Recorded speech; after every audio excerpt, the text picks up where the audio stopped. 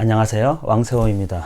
오늘은 제가 이제 자녀 교육에 있어서 잘 짜여진 커리큘럼을 따라가는 게 아이에게 좋은가, 아니면 자연스럽게 또 아이가 스스로 선택하는 자기만의 학습을 하는 것이죠. 목표를 세우고 또 목표가 없다고 해도 뭔가를 접하고 성취하고 그러면서 조금씩 향상되는 그런 길을 가는가. 근데 이게 첫 번째는 부모님이 대체적으로 자녀를 교육할 때 좋은 선생님이나 좋은 커리큘럼 이런 거에 너무 집착을 해요. 왜 그러냐면 이제 학교 시스템이나 여러 가지로 잘 짜여진 어떤 체계적인 학습 과정을 따라가면 성과가 있을 것이다, 이런 믿음이 있는 것인데, 어떻게 보면 그게 우리 아이한테 꼭 맞느냐, 안 맞을 수도 있거든요. 대체적으로는 안 맞아요. 다 개별적인 존재들은 어떤 틀, 평균 이것에 다 벗어나 있는 거거든요. 그래서 제가 오늘 말씀드리는 거는 이제 저 같은 경우에는 저희 아이가 홈스쿨을 하고 큰 그림에서는 서로 협의하고 뭐 이렇게 갔으면 좋겠다라는 게 있지만, 대체적으로는 아이가 자기가 스스로 어떤 동기를 가지고 선택하게 되거든요. 너무 디테일한 틀, 또 어떤 커리큘럼을 굉장히 숭상하고 거기에 큰 가치를 두면 안 된다. 우리 아들이 최근에 며칠 동안 읽었던 책들인데 이거보다 훨씬 더 많습니다. 사실은 이건 뭐 자기가 선택하는 것이죠.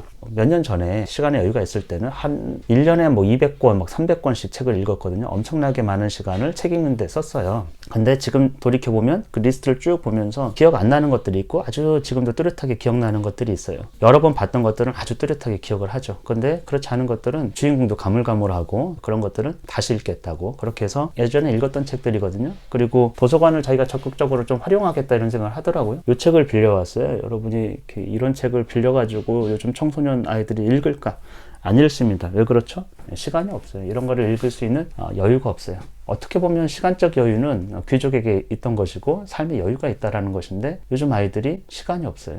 이런 거를 읽을 수 있는 시간이 없어요. 주말에 1권을 다 읽었더라고요. 그러면 이거를 1권을 읽고 아이가 느꼈던 거는, 배경이 이제 나폴레옹 전쟁이란 말이에요. 러시아하고. 그래서 그 역사적 배경을 알고 싶어요. 아이가 더 찾아보겠다고 하더라고요. 이와 같습니다. 자기가 결정하고 자기가 뭔가를 찾아보고 하려고 하는 아이들은 다른 걸 또 알아보고 싶은 거예요. 그러면 그것과 관련된 정보와 그것과 관련된 책이나 이런 것들을 또 살펴볼 수 있겠죠. 그건 내적 동기가 생긴 것이죠. 아이가 가고 싶은 대로 조금 더 성장해가지고 갈 수 있도록. 근데요, 이게 틀이 딱 짜여 있잖아요. 그러면 이런 책을 읽을 리도 없지만, 이런 책을 읽고서 다음 스텝은 정해져 있어요. 아이 마음속에는 나폴레옹 전쟁이 어떤 것이었지? 역사적 사실은 무엇이었지? 이런 걸 찾아볼 틈이 없다라는 거죠. 여유가 없다라는 거예요. 그 학습은 이 틀에 짜여져서 아이들이 늘 그 틀을 따라가게 되면, 그럼 탁월성은 어디서 나올까? 자발성 있는 것에서 아이들이 더 많은 경험을 하고 더 많이 깨닫고 더 많은 성취가 있을 수밖에 없어요. 남이 만들어 놓은 그 틀을 좋은 커리큘럼이라고 해도 그걸 따라가는 것보다는, 책의 추천이나 이런 거 절대 안 하거든요. 이 책 읽고 다음에 뭐 읽어라, 이런 거 자체가 성립이 안 되기 때문에 그래요.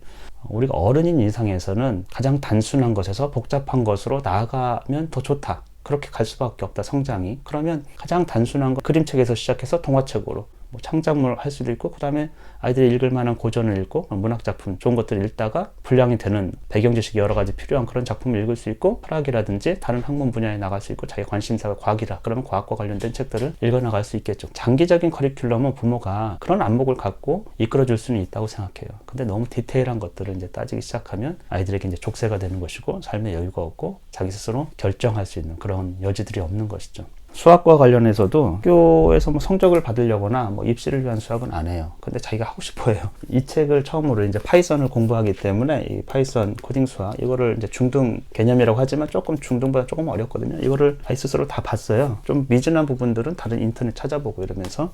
그리고 나서 봤던 책이 이 책인데, 이것도 이제 AI 수학이거든요. 아이가 읽다 보면서 미분을 자기가 스스로 배운 적이 없기 때문에 다른 책으로, 이 책으로 보충해서 자기가 넘파이라든지 이런 걸 보기 시작하더라고요. 그래서 이 책을 다 봤어요. 여기 미적분도 있거든요. 이것도 다 봤는데, 아무래도 이건 기본적인 개념만 나와서 스스로는 미비하다고 생각하더라고요. 그래서 수학 정석에서 제대로 미분, 적분을 자기가 익혀보겠다고 이제 미적분을 열심히 하고 있어요. 제가 보기에는 아주 높은 수준의 문제를 막 스스로 막 풀려고 해요. 어떤 건 틀리긴 하지만 그러면서 계속 생각하더라고요. 제가 볼 땐 미분에 대한 개념도 아주 높은 수준으로 단기간에 많이 올라갔어요. 그리고 뭐 벡터라든지 이런 건 스스로 좀 어느 정도 찾아보고 해서 익혔고, 자녀 교육에 있어서는 외부 전문가에게 의탁해가지고 뭐가 되지는 않는다. 좋은 커리큘럼이 아이를 이끌어주는 것도 아니다. 아이 내면에서의 그 능력, 타고난 것이죠. 그것을 자꾸 발전시키고 깨닫고 스스로 갈 수 있도록 장기적 커리큘럼만 가지고 아이가 스스로 성취해 나가는 그 길을 도와줄 수 있도록 그런 방편으로 교육하면 여러 군데에서